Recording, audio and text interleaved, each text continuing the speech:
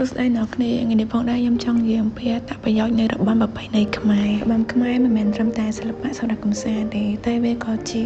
វប្បធម៌ដែលបង្ហាញពីភាពស្រស់ស្អាតនៃអត្តសញ្ញាណជាតិខ្មែរបន្ថែមពីនេះទៀតពេលយើងរាំវាមិនត្រឹមតែធ្វើឲ្យរាងកាយរបស់យើងរឹងមាំទេប៉ុន្តែវាក៏ជួយធ្វើឲ្យចិត្តយើងស្ងប់ស្ងាត់មានសុខភាពល្អនិងអារម្មណ៍សប្បាយផងដែរគ្រប់ពេលដែលខ្ញុំឃើញរបាំខ្មែរខ្ញុំតែងតែ